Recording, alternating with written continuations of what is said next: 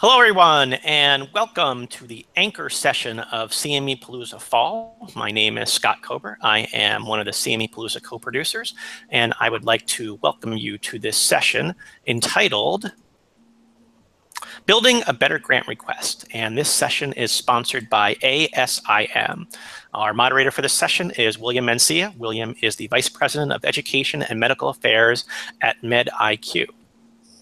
Housekeeping items before we get started. First of all, I would like to recognize all of our sponsors, our gold sponsors, Genentech and Prova Education, our silver sponsors, ASIM, Forefront Collaborative, Global Academy for Medical Education, Integrity CE, and Practicing Clinicians Exchange, as well as our bronze sponsors, ACHL, Clinical Care Options, CMEology, Global Education Group, Helio.com Education Lab, Highmark CE, Impact Education, Connective, Primary Care Network, PVI, RMEI, and Thistle Editorial.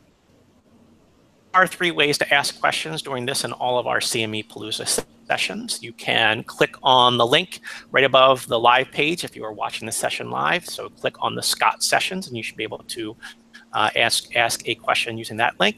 You can use the CME Palooza text line. Our number is 267-666-0CME. That's 0263.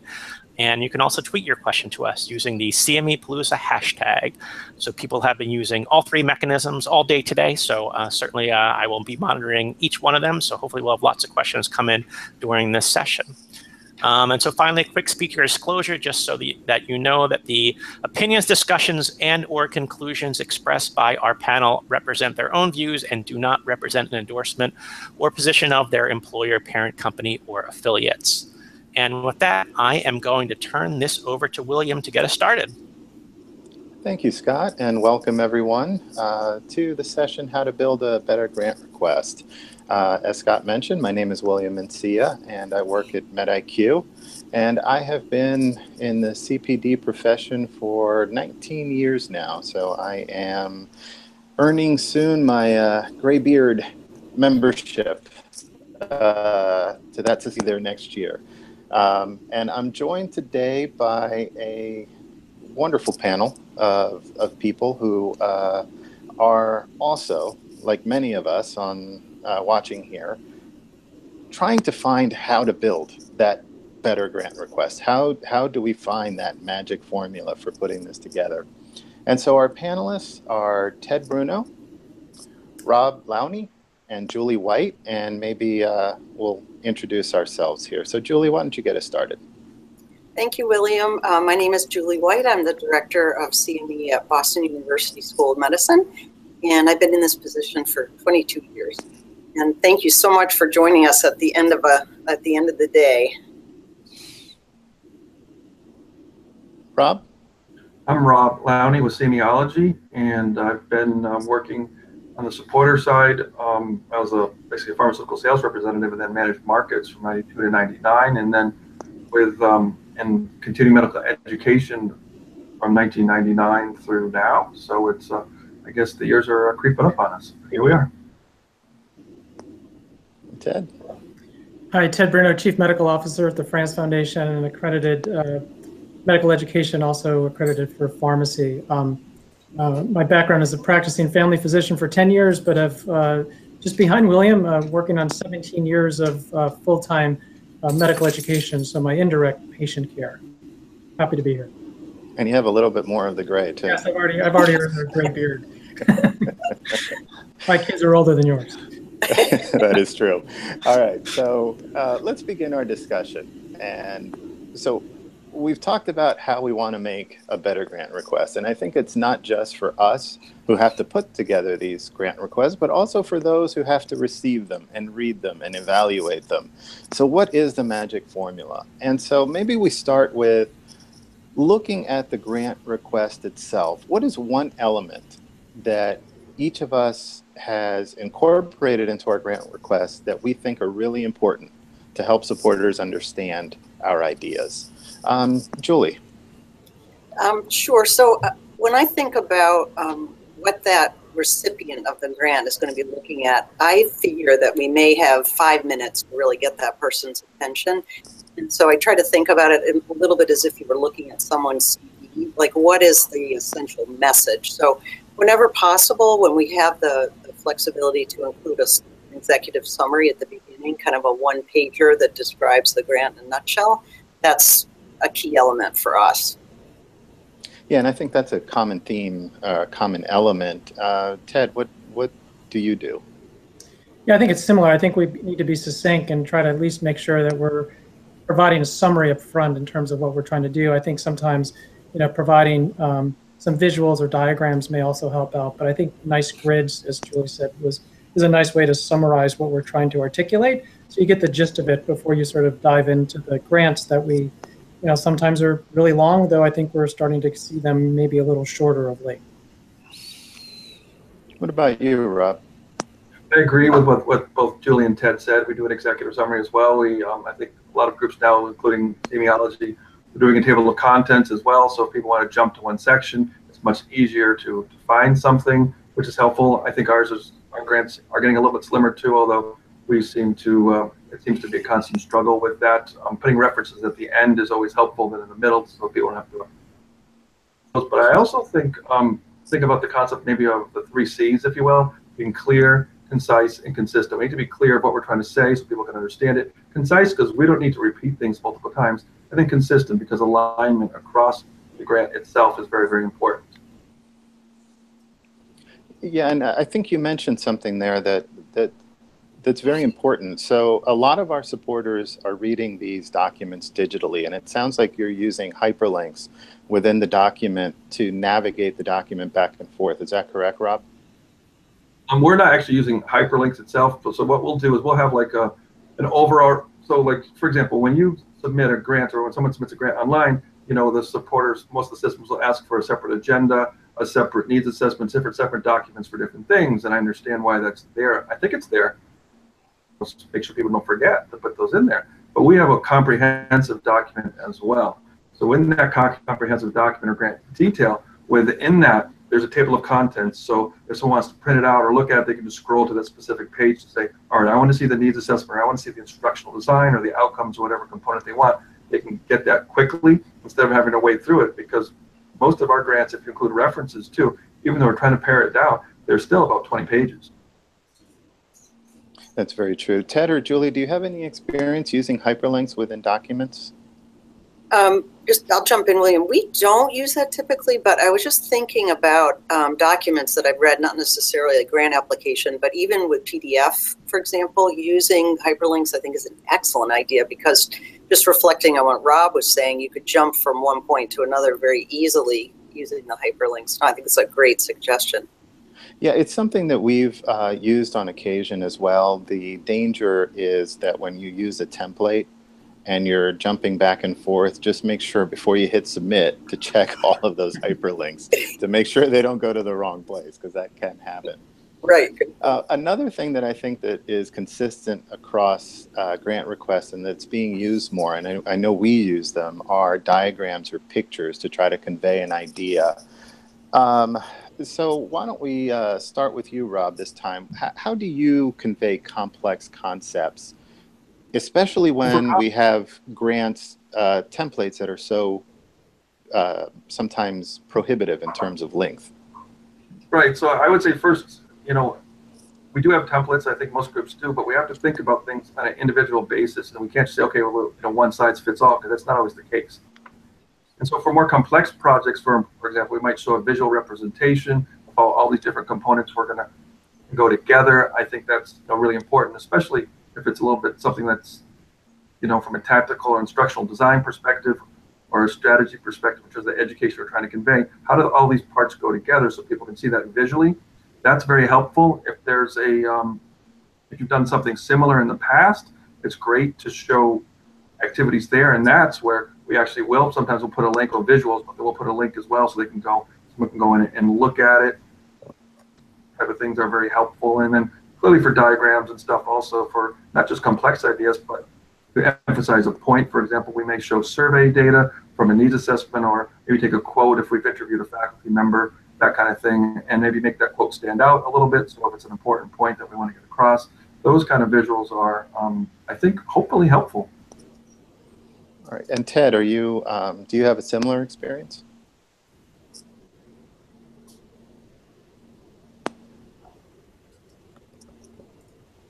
I think we lost Ted for a minute. All right, Julie. Sure. So again, I think anything we can do to kind of break up the text. So maybe it's a 4-color photograph that includes a screenshot of something you've done in the past or something you want to accentuate at your institution, for example. I was just thinking this when when Rob was talking, that so much is sort of our world around us. There's such short bites of information everywhere, and without really paring down your content too much, I think it is important though to think about people can only digest so much. So if there's a way to do it in short components and break it up with graphics and visuals, that could really help. And I think that's a great comment, Julie, because I think in this modern era, and here we are using some of this modern technology that an old person like me struggles with, but our attention spans are getting shorter and we're not willing to read more than 140 characters.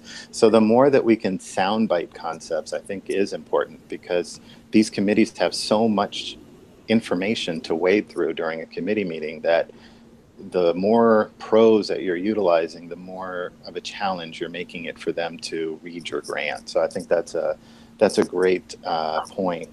I want to follow on this because some commercial supporters have very restrictive templates, online templates, and are also quite restrictive in terms of what you can upload. So sometimes we can't use diagrams or images. So how do we convey a complex proposal or thought or initiative when we have character limits and we can't draw pictures? Any ideas what to do in that situation, Julie? Yeah, I think you just absolutely have to figure out what is the most important element to this proposal or this concept and idea, and in that case, cut out every single bell and whistle that you don't need. Just get rid of it. Pare it down. Like, what is the absolute essence of this program, if it's funded, that I want the potential funder to understand? So it's almost the opposite of what we were talking about earlier. Just no frills. Exactly. What about you, Rob? What do you think? I agree with Julie 100%. It comes down to, what do you think the supporter, I was going to save this for later, but I'll save it now. What do you think the supporter values? So different supporters may value different things as well. So I guess the first step is to try to condense it down and do what Julie said, to really, what do you want them to see? And then try to figure out what's really important to that specific supporter. If they may be similar, but it may be different, and try to highlight that. And just, a lot of times it's something down on a Word document, and then you look at it and you change it, and maybe the team writes it again, or someone else takes a look at it and writes it differently. So it takes a little bit of refinement as well, I think, to get to where you want to be, to convey the points that, you know, from a learner perspective, what are we trying to accomplish? It's sometimes writing less is actually harder, and not being able to actually show the visuals. It's actually, for me, sometimes it's actually much harder than to actually, you know, use longer sentences or you know, more text, if you will. Right, and I think that's something we all struggle, and we also struggle with the fact that we get too deep into it, that we start breathing our own air around the concepts that we're putting into the proposal, so that it becomes very clear to us, but not necessarily clear to others.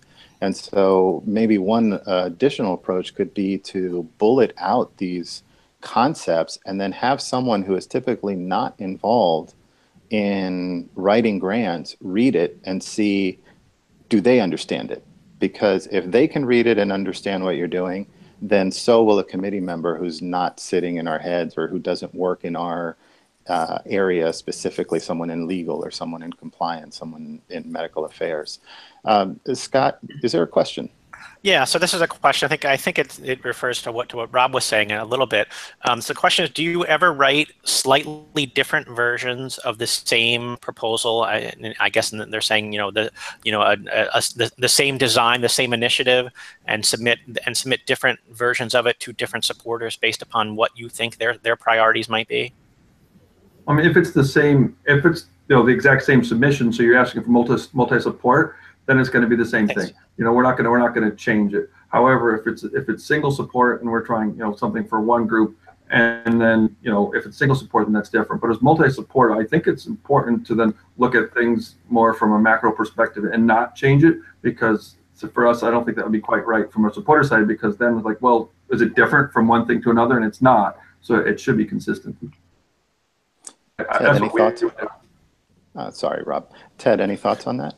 Yeah, no, I agree. I think if it's for a multi-support, then it has to be the same. Otherwise, I don't know how you implement it, because you might be saying different things.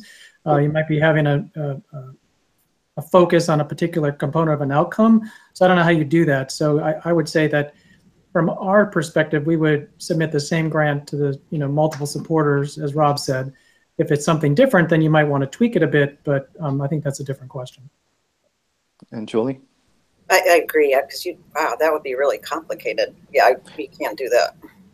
Yeah, I guess the only thing I would add is that if you are putting together a multi-supported grant, and as Rob said before, each supporter might have unique perspectives or things that they're looking for in a grant, maybe incorporate all of those unique elements into your one global grant, because you already know going into it, you pretty much know everyone you're going to submit to.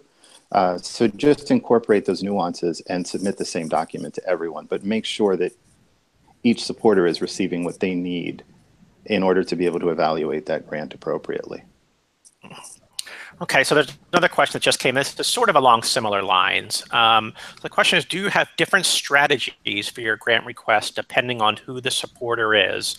So I'm thinking maybe if you know that company X really puts a high value on outcomes for previous programs, will you kind of really gear your proposal towards that, or something along those lines? Julie, any thoughts?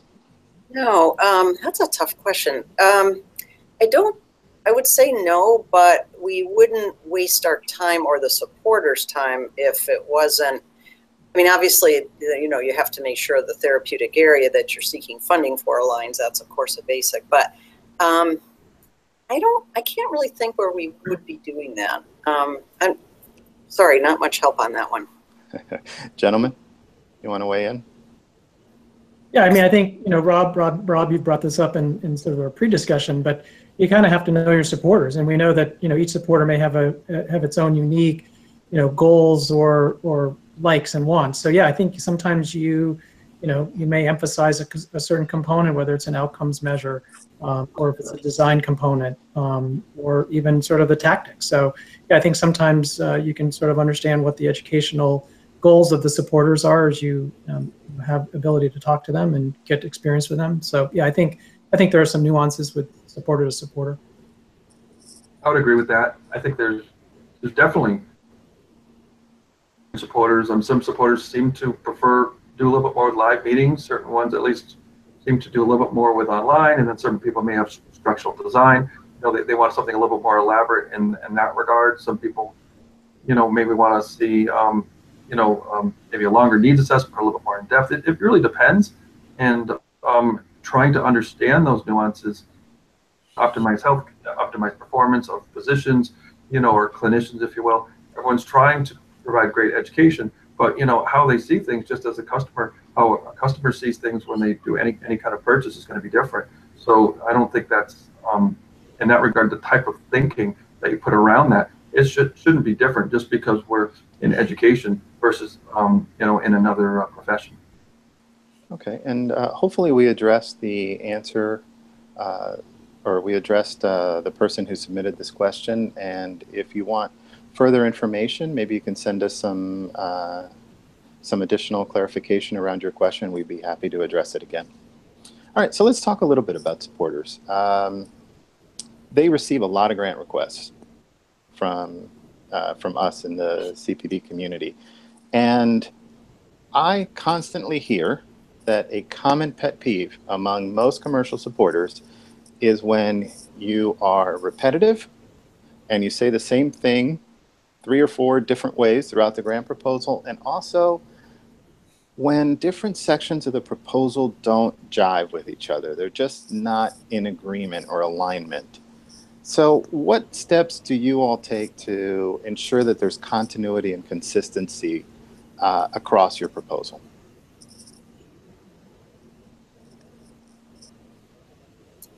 Do you want me to jump in, William? Yeah, sure, Julie, go right ahead. Okay. I think what we try to do is make sure one person is kind of the project manager for the grant proposal. So that person's job would be to ensure that, first of all, that everything gets pulled together if portions are coming from different people, but also to make sure that the grant gets proofed by someone who hasn't been immersed in it, ideally, so that you can catch those kinds of errors. So I think for us, that's typically what we do. Rob, Ted, go right ahead. Yeah, no, I mean, I agree. I think, I see that because I review all the grants that come out of the France Foundation. So, yeah, sometimes there's not an alignment. And we have someone that helps with needs assessments in talking with sort of what we're trying to accomplish up front. So it's not done in a vacuum. But, there are sometimes that it just doesn't sort of sync up. So, what you're trying to address from the needs, the design, the outcomes component, it just doesn't jive and it's not consistent. So, yeah, I think we make a concerted effort to make sure that we make as much of effort as possible to sort of get that. And I think, William, you talked about it, is to have somebody else look at it who isn't so immersed in sort of, what you're doing, kind of can't see the trees from the forest. So, again, we have somebody who's proofing and editing at the end so that, again, it sort of makes sense. And sometimes we catch things there that we have not caught in the upfront. So I think the more eyes on it, the better. But again, it takes time. But I think that's what we try to do. Yeah, and Rob, I think you would probably have a similar experience to this, and I want to hear how you all in your institution assess or make sure that there's alignment. But I'm also going to ask you a follow-up question as well, which is, are there specific areas of the grant that you have found are more prone than others to these types of errors, for lack of a better term? I don't think so. In terms of, I lead all the grant requests. I look at everything ahead of time. I usually do the initial strategy as well before someone else puts it together, if you will. But I don't think so in terms of one specific area, like it was outcomes or instructional design or something like that. I mean, we do have someone look at it, a separate person, not me, from a macro level, just to see, like, is everything aligned? Does everything make sense? And sometimes they'll say, well, this doesn't really make sense because we're doing this. I'm like, why do you say that? So, but it's not, and that could be, in any part of the grant. I don't know if there's one specific spot for us. So we do have this person who does look at things from a macro perspective, but she'll find some other things too, and she'll look at things if make sure they're consistent and aligned as well. So I think the most important thing, though, and we have a proofreader who'll look at things as well, but it's most important to I guess, think about how they're all intertwined together and review it all, and then have someone look over for typos. So you have multiple eyes on it ultimately when it goes out. But it's very, very easy when people are using templates, for example, to pick up a template, and then all of a sudden you realize that there's, as you read it and you thought you were fine with it, as you read along before you submit it, hopefully you may find that because you use a template that there's something in there that's not right or not appropriate, and it's a matter of being careful about that and being diligent. Yes, I think copy paste tends to be the enemy of us all. I think we all have that horror story in our past where diabetes made it into an oncology grant because of a copy and paste. Mm-hmm. Exactly. Yeah. All right. So great points. Did someone have a comment? No, I was just going to add to that I've worked with partners sometimes where in anything that has that we're partnering with someone, we make sure we review the proposals, and it's human error, but it's addressed to the wrong company, or as you were just saying, William, it's the wrong disease state, or if the accredited provider is that other medical school, not us. So it's just those kind of basic proofing things, and I think all of us have been in that situation where the grant is due at 5 o'clock on Friday and it's 4:30 and you're scrambling to get it in, and that's the kind of thing that just ideally you've at least had someone proof it. Right. There is nothing worse than that dreaded call from the supporter saying, on page 7, there's the word diabetes. Should that be there? So let's try to minimize those requests for additional information or clarification. Okay, Julie, that was a great segue. You mentioned partners and collaborators. I think in this day and age, most of us work with collaborators now. I think it's far and few in between the types of programs where you're going it alone, especially the more complex the initiative, the more types of organizations have to be involved if you really want to have an impact and get great data. So when we work on a grant with a collaborator, there have to be a million different ways to incorporate them into this process. But are there any best practices on how to work collaboratively with a partner in putting a grant proposal together? Ted, what do you think? How have you been doing it at the France? Yeah, great question. I think it really takes a lot of communication up front, a lot of sort of walking through, not making suppositions about what each is going to be doing. I think you have to sort of outline it in terms of what it is you're looking for each collaborator to do, and I think they're all different. So again, the more upfront you can have conversations about roles and responsibilities and what you're trying to accomplish and who's going to be doing what, setting up, for those 5 o'clock due dates, kind of a timeline in terms of milestones, in terms of as you're going to be working on this, and ensure that who's going to be providing what, I think is the most important thing that we found. And again, as much as you sort of outline this and as much as you plan, every collaboration is a little bit different, and I think we learn as we go through, but I think the more communication, the better, and just spend more time doing that communication. And I think I'm old, so I tend to like to speak to people on the phone. I think sometimes email, you sort of try to get stuff on email, and you're not really sure what the explanation was, or did they mean that? I think I was just on some email correspondence today, and then we got on the phone with a collaborator. In 20 minutes, we were able to hash things out that probably is going to take another 5 times on email. So I like to pick up the phone and actually talk to people and see what happens. All right. I am not seeing anyone's video stream right now, so I don't know if you're wanting to say something. So I apologize if I am ignoring your signal. Just wanted to let you know that. But Julie, what are your thoughts about working with collaborators? Yeah. I'm sure that's something right up your wheelhouse. I couldn't agree with Ted more, and I'm old too, so I'm completely a phone person, as everybody in this office will tell you. But I think the most important critical aspect of a new project is what we would call the kickoff call, right? So you really, right in the beginning, you're like, hey, we got the grant, and they're like, oh gosh, what did we say we were going to do? We better all, get our heads together, get on the phone, figure out who's the project manager, what's the timetable, how often are you going to speak. I think the most successful partnerships we've ever had, it's like you have a regular ongoing planning call or project call, maybe every week or in the beginning, a lot more often than as things get underway.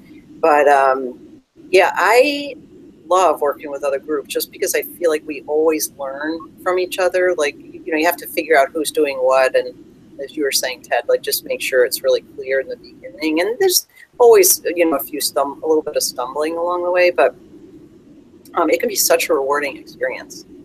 So I would say they got to have that kickoff call and ongoing planning meetings. Yeah, and I think that's really important, because even with compressed timelines, having those kickoff calls, even for planning a grant and a grant submission, are important, just so that everyone's aligned and know exactly who's doing what. And all of those roles and responsibilities can be put into either the grant, or at least create a document that can live and breathe for when the grant gets approved. And that way you're not trying to remember what was going on. Rob, how do you do this at your place?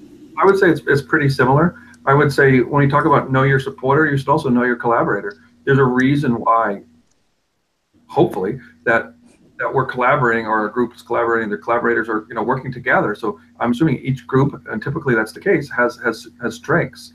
And then so kind of have to understand what those strengths are. Then how can we take those strengths, establish clear roles and responsibilities, probably around what those strengths are, and then from that, you can then try to figure out, all right, now how can we put this together to make it most successful? And it also depends on the type of collaborator you're working with. So for example, certain collaborators, and we discussed this before at a planning call, but certain collaborators are maybe more engaged than others. I think Ted mentioned that, and I think that's true. So if you understand the engagement level, if you will, of a specific collaborator and what their strengths are, what they may be able to do to enhance the activity to, from an outcomes perspective or a different perspective, depending on what you're trying to accomplish, then you can put that all together. And then ultimately you should be able to take that and align it with what we think will be most successful from an activity perspective, from a learner perspective, and that'll be something of interest to the supporter and what they value.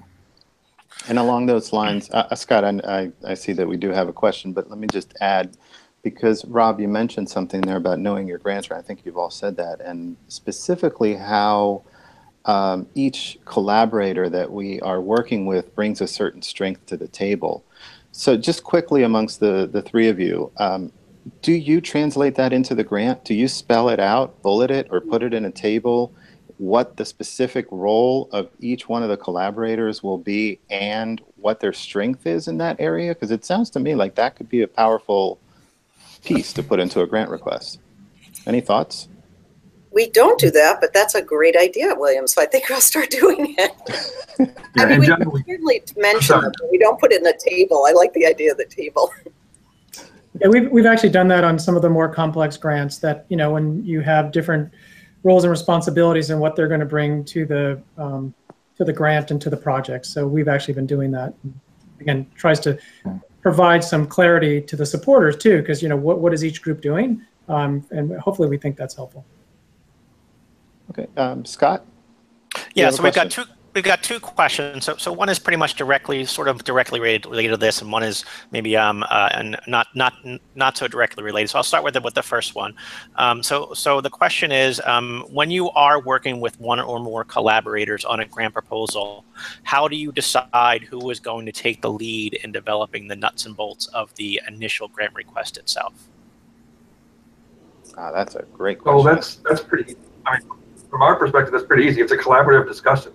So as you talk about things, you'll talk about that and say, okay, who's going to take the lead? Who's going to take this section? Who's going to take that section? And then it's basically a collaborative discussion based on what the group thinks is best, ultimately. And we're usually pretty flexible on that. So it kind of just depends. And a lot of times, if you know your collaborator, you probably already know the answer for where you're going to end up, anyways. Yeah, I mean, I agree with Rob. I mean, I think in our situation, we're usually the ones sort of making the outreach. Sometimes it's the other way around, but there's a discussion up front. We like to call it that we'll kind of help do the heavy lifting. So we're probably the ones sort of putting the grants together, maybe putting the needs assessment, working with some of the subject matter experts, working with design teams or some of the outcomes group. But again, it's a collaborative effort, and everybody gets to look at it and read it. But yeah, I think every collaboration is different, but I think it's all collaborative. Yeah, I would agree. Just that it's exactly during that initial phone call, you kind of have an agreement about who's going to do what. Yeah, and I would concur. Go ahead, Scott. Okay, so our second question that came in, so is your strategy or process for developing a grant in response to an RFP any different than your process when you are developing a grant for an unsolicited request? And you might be getting into this later, I'm not sure, but I thought I'd just kind of throw it out there now in case you weren't. It's an interesting question. If you don't mind, I'll start on this one. Our approach is not different, and I think most of the panelists will agree. Our traditional process is to start with a needs assessment and to validate whether or not there is truly a gap and what the needs are within those gaps. An RFP is a means to an end for us. We do not reply to most RFPs if they don't align with what we are trying to accomplish as a provider, as a unit under our mission. And so we use the RFP to see if it aligns with areas that we're currently working in, that we have strengths, that we have a strong needs assessment. And then we try to then see if it fits into what that RFP, into the parameters. And if it doesn't, then we might just say, not this time. Ted? Yeah, I would tend to agree. I think sometimes we as medical education providers, get the don't copy and paste. But I think sometimes we as the reviewers of some of these RFPs wonder sometimes about the copy and paste. And again, sort of the alignment, does it really make sense from a clinical perspective? And I guess that's where I look at it from is that this doesn't make sense clinically. So I'm not sure how we could make sense educationally. And in those, I think we just sort of elect to make a pass. But I think the process, William, is exactly the same. You have to validate it, understand if it's a reasonable educational opportunity that your organization feels it's an opportunity that you can put forth a good foot forward. I'm seeing green circles again, so I don't know who wants to step in. So please go right ahead, whoever wants to say something. Okay, this is Rob. I'll just say it's pretty similar. We don't respond to very few for a number of reasons. One, it has to exactly align with our areas of strength and where we have experience in the therapeutic area. I think that would be one, and also we also will look at the gaps. And our process does not change. It starts with the professional practice gaps. Are there gaps? Can we validate those things? And then from there, does it make sense to apply? And then there's just it's a little bit tricky to say, but it's also like what type of chance do we have to stick with it? And if we know that typically RFPs if a certain maybe people 45, 50 people typically groups to apply to one, and then we say, well, it's a lot. We want to try maybe, but maybe not. So we're going to have to look at it for what makes sense, because if we're trying for something that we may not get, we could invest it in our and the other activities that we're doing to enhance those, or do something different to enhance the overall educational program that we're trying to develop. That's great. Julie? Yeah, I would just echo what everyone else said. We would definitely need to make sure it aligns with our clinical areas of strength, as well as a target audience that we're comfortable with. Because again, we don't want to waste our time and the funders' time reviewing yet another proposal. So I would echo what everyone else said, is that we also pass on a fair amount, but if there's that one or two that does fit with what we consider our areas of strength, then we'll potentially respond. Great. Any other questions, Scott, or should we move on? No other questions right now, so go ahead. All right, thank you. So we talked about gap analysis, and we talked about whether there are specific needs within that gap analysis. So I think it's a great time to talk about needs assessments, because they can be the bane of our existence sometimes. How do you get them to be smaller? How do you put our needs assessments on a diet? Because they do need to go on a diet sometimes. But before we go there, I want to ask anyone who is watching right now or listening, if you are from the funder community, I want to come back to a question later, but I want to give you the opportunity to weigh in through one of the three mechanisms that's up on your screen right now. One, you've heard about copy paste and using templates. We as providers have to standardize to survive. We have to put together grant requests in such a way that standardization is our friend. But what does that mean to you and to your fellow committee members when you're reading the same thing from MedIQ or from France Foundation or from Boston or from anyone else? What does it mean to you when it's the same description over and over again? Does that create problems, or is that a benefit to you all as well? I'm just curious from our supporter community that might be out there if you have any thoughts on that, and we'll talk about it as a panel in a few minutes as well. But let's get back to slimming down our needs assessments. So what is that challenge, or how do we overcome that challenge of formatting our proposals so that they don't end up being 40-page documents? Julie, what are you doing? Yeah, I know we used to write needs assessments that were essentially an encyclopedia on the disease state. And I kept thinking all that time, why are we doing this? Because obviously the funder knows the area, the clinical area, so we're writing something that's probably already known. And so over time, we've really tried to trim them down, and I think that the secret to me is really trying to get at the gap. Like, what is it? What is the essence of this that we're really trying to address? And honestly, from partners we work with, I've seen some really great succinct needs assessments as well. Like, I think someone, just back to your point at the beginning, Rob, like clear, concise, and what was the other C? It's like, if you can just do it that way, it can be much more impactful than the encyclopedia version, in my opinion. Ted, I would imagine you agree with that. Yeah, no, I mean, I agree. And I think, back when I originally started in this area, it was sort of, you were writing the primer of, diabetes, and that was your needs assessment. Now, I think we're really getting down to, more specifics. It's not just that, patients aren't getting to, hemoglobin A1Cs of gold, but why not? I mean, how much education have we done on diabetes? But, things that we really, I think, I know folks who know Hillary Schmidt have really sort of got this hammered into their heads, which is really, what is the root cause? Why are things not occurring clinically? What is the barriers that are preventing this? So folks who have done quality improvement, sometimes it's not just the knowledge, it's like vaccinations. It's not that clinicians don't know that vaccination should be done. It's how do you address the, issues that parents bring in?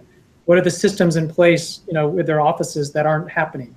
Because clinicians don't have time. I mean, you hear clinicians over and over again is what's the barrier? It's time. Sometimes it's they don't know how to do it efficiently. So how can you work with clinicians? And I think we've talked about this as the group, which is how do you really get down to the clinician level of what's going on? And how are you able to change that behavior? If it's not just sort of a knowledge related component, but some of it's knowledge, but it's the systems issue. And how do you sort of really get to the root cause of why it's there? And I think that's the more important thing now. I think that's what we're hearing supporters really trying to understand, and how can we take that education and address those barriers and change those behaviors that clinicians have been doing. Because in clinical practice, you do the same thing over and over again, which is why when they leave your CME course and they go back to their office, they're sort of right back and doing the same thing they were doing over and over again. So how can you change that and provide opportunities to make it more meaningful for them? So yeah, I think we're trying to get down to the really root cause and be succinct about it. That's a great point about both Julie and you have made about getting to that root cause and getting succinct. Rob, I want to hear your perspective, and then I have a follow-up question for you. I mean, my perspective is very, very similar. I mean, years ago, actually, Ted and I worked together, a number of years ago, we'll go with there. And it's definitely, it was a literature review back a long time ago. And it's not that, it's about the gap, but it's about the root cause, exactly, and those barriers. And, if you're working in the same therapeutic area quite a bit, you start to see those come up. Then it's looking at what you've done, and you try to figure out, okay, well, what's worked, but what didn't work, because we know that there's still these barriers, these things are still happening. Why? Clearly, we know that the physicians know, as Ted said about vaccinations or diabetes, like we know if you're bringing the hemoglobin A1C level down, clearly that's going to be a benefit, but why isn't it happening? And getting at that root cause. So once we look at what's been successful, and that seems to have moved the needle, or if you will, or maybe what's not helped from quantitative and qualitative assessments from an outcomes perspective, and you could hopefully try to, make a little bit of a tweak as well as for future types of things. But ultimately, I think we all agree it's what's that root cause? Why are these things happening?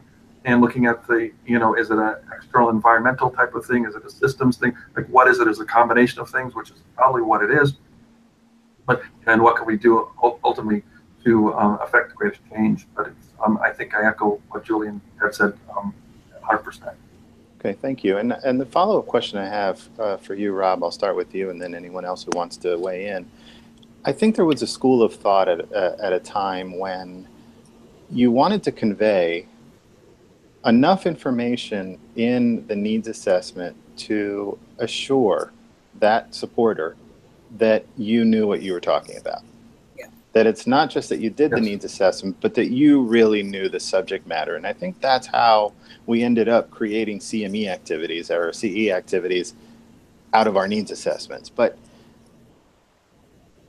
is that line of thought of assuring the supporter that we know our stuff, is that line of thought an old way of thinking, or do you still feel we need to do that in the needs assessment? Well, from my perspective, I think if you figure out what the root cause is, practice gaps, and then look at the evidence and surround your needs assessment with evidence and gaps, and you combine those things together, ultimately, it's gap oriented. And if you understand what the gaps are, you truly understand them, then you don't have to do a literature review. Just by showing what those root gaps are and explaining the causes and why these things are happening. And maybe there's some survey data, maybe there's some other evidence, maybe there's some AHRQ or some other things, or past activities, or depending on what you're looking at, it's going to become clear that you do know your stuff.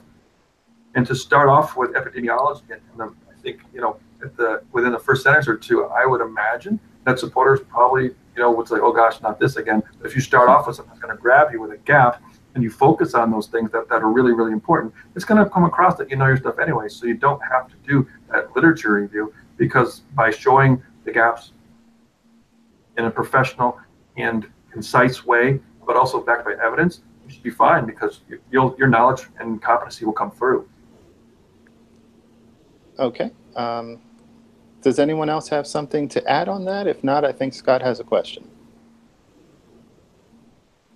All right, Scott, you're up. Okay, sure. So we got one response, I guess, to you asked a question a little while ago towards supporters to see if they their thought on sort of boilerplate language. So the one response we got was we received so many grant requests that I don't often recognize a company that is using the same language over and over, but when I do, it doesn't bother me. So that's just one person's perspective.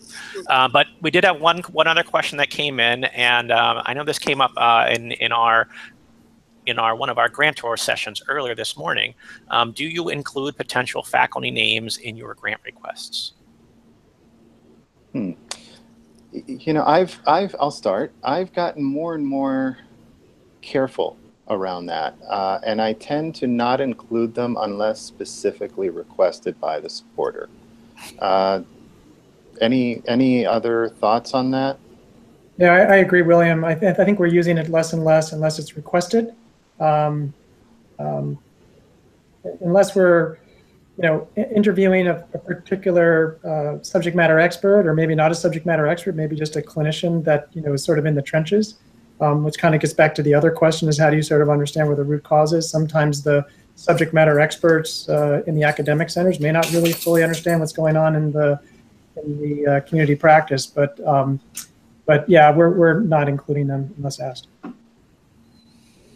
Julie or Rob, you doing anything? I would say we were trying really hard not to do that, but sometimes it felt like it was important to make sure that we, it would be clear that we really wanted top people as part of this program, but we're always very careful to say potential faculty, never that it's not confirmed or anything like that. And from our perspective, it's the same as Ted and William. We used to do it quite a bit, like 3 or 4 years ago, and it's gotten less and less. So now we only do it if specifically asked. It seems to, some of the grants tell you, it's grant sites and their instructions ahead of time, because things change. They'll say, please, as of 2017, please do not include faculty names. So, that's important as well. So when we talk about understanding your grant, or understand what not to put in a needs assessment as well, because that might lose a grant just because you put in a faculty name you weren't supposed to.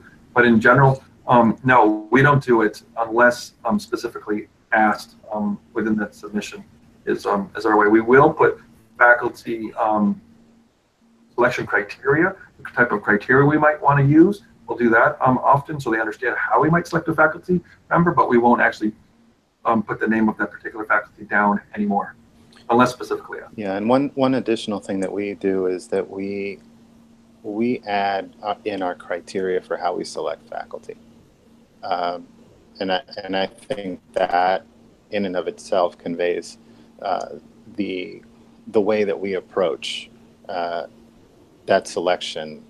It's not just a name, but we want to see a certain level of expertise in the area, or that they have specific experience, and how do we prove that experience? How do we verify that experience? And so we include those types of that type of information in our grant request to make sure that the supporter has assurance, since there aren't names, that they at least know that we have a process for identifying the correct faculty. Before we move off of the topic of needs assessments, one thing that when we talked about collaborators, I think there is one thing that collaboration can really help bring us, and that has improved the level of our needs assessments significantly, and that's real world data.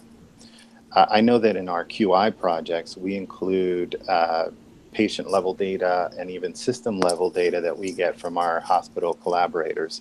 Are you all experiencing the same thing? Are you starting to put in that kind of data into your grant proposals, and what has the reaction been to that?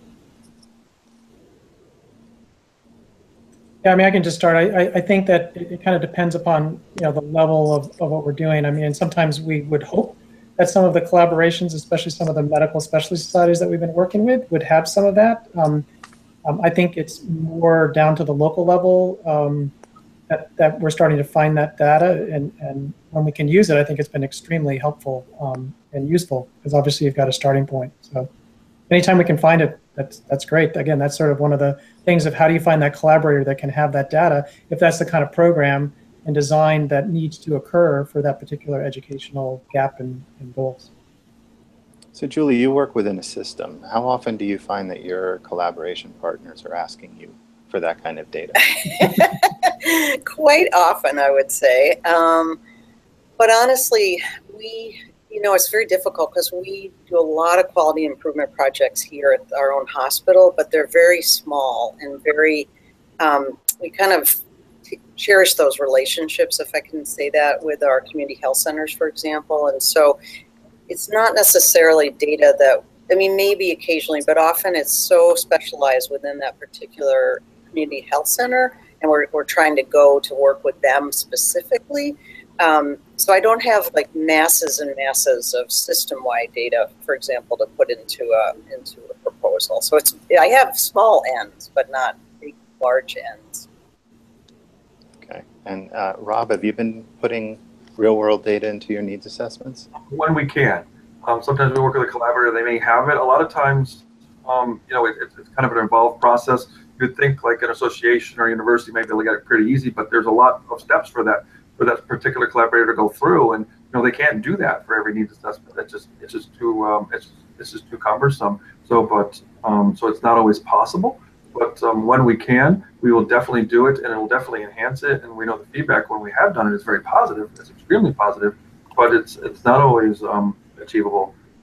Yeah, and I think you all hit upon the point that it takes a longer amount of time to be able to put that in, and that's something that you have to work into your timeline for a submission. So if you have an RFP where the data is due or where the grant is due in 2 weeks, that's probably not the one to go searching for that information. But just know that you would have to build that in. So we have about 7 minutes left, and we do want to leave a few minutes for questions. So let's ask one final question of our panelists, and then we'll go to our key takeaways. And that's, if there is one thing in our grant proposals that you wish you could fix, but you still haven't found a way to fix it, what would that be? Rob, why don't you start off? For us, we're a small company, and we've chosen to be a small company because we kind of like it that way. It's nice because I can interact with a small group of people, 4 or 5 people, kind of thing. But I think our biggest challenge is the amount of time that we spend on developing these grant requests.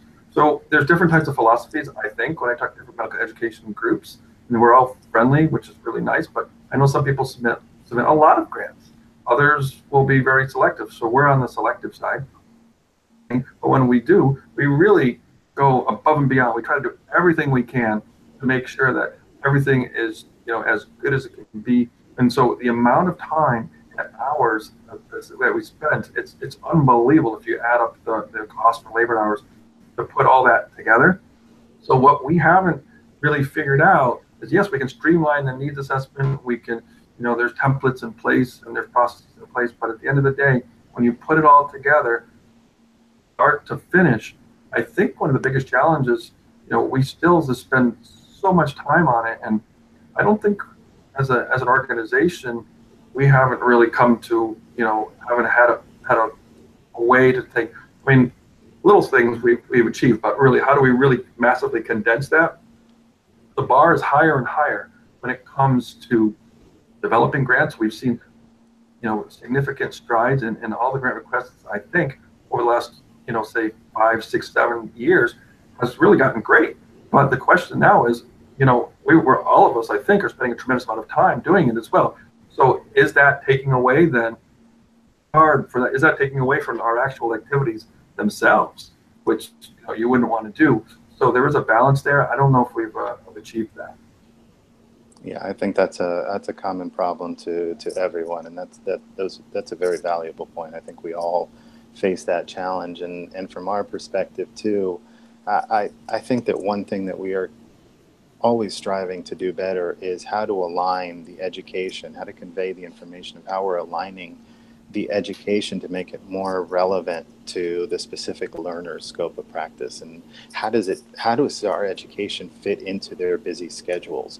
How does it fit into their day? So is it at the point of care? How can we impact them in such a way that they remember these key messages at the point of care? And then how do they even access the information at what time during the day? And I think all of that makes for challenges when you're putting the grant together to convey how you're going to overcome these challenges. Again, I have green circles. I don't know if anyone else has any additional comments, or I'm pausing to hear if there is. If not, we'll move into our takeaways. Yeah, William, this is Julie. I would just add that I think we're always looking for, it's kind of related to what you said. What is the next best technology? I know, for example, that Graham McMahon and folks at the ACCME are very big into adaptive learning. And I'd like to figure out a way to do that that's affordable, because I think you can submit a grant request with a huge budget for educational design, and it may be the most exciting, fantastic educational program, but is anybody going to necessarily access it? So that's right. It's so I think that's, to me, it's always the what's the next best educational technology that will get the job done in terms of what you were saying, like impacting the learner in a way that works for them in their schedule.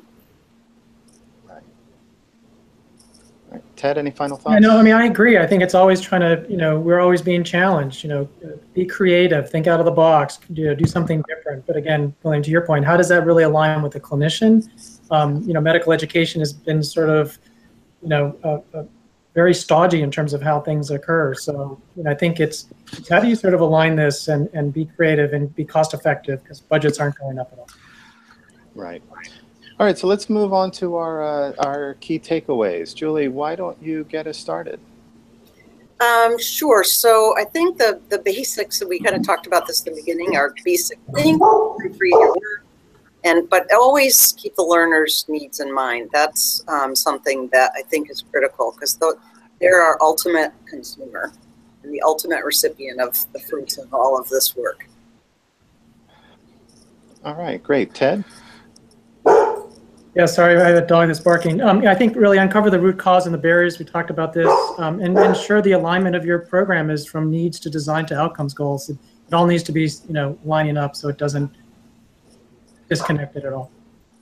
That's fine. I think your dog has an opinion on this too.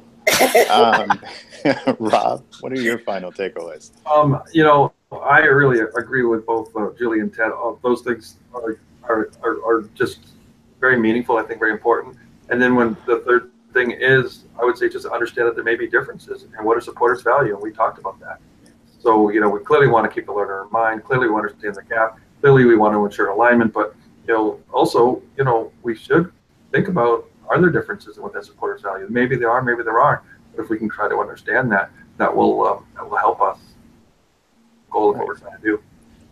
Fantastic. I hope everyone listening has found their key takeaway as well from this short time that we've had together. I want to thank Julie and Ted and Rob for sharing their thoughts with all of us and their insights and experience. And Scott, thank you for the opportunity that you have provided to all of us to participate with you today. Well, great. Well, thank you guys. Thank everyone. There's a bunch more questions and comments that came in that we just don't have time for, unfortunately. But obviously, this is a topic that people are interested in hearing about. So maybe we'll be able to revisit this in another way in future sessions. For the folks who are watching this either live or the recorded version, there is a brief survey that you can complete to kind of help us get a sense of who's watching CME Palooza Fall and sort of help plan for the future. And as we're wrapping this up, thank you for watching. This is the conclusion, the live version of CME Palooza Fall. So we can definitely say that CME Palooza Spring will be held in the spring. We can tell you right now because that's really all we know.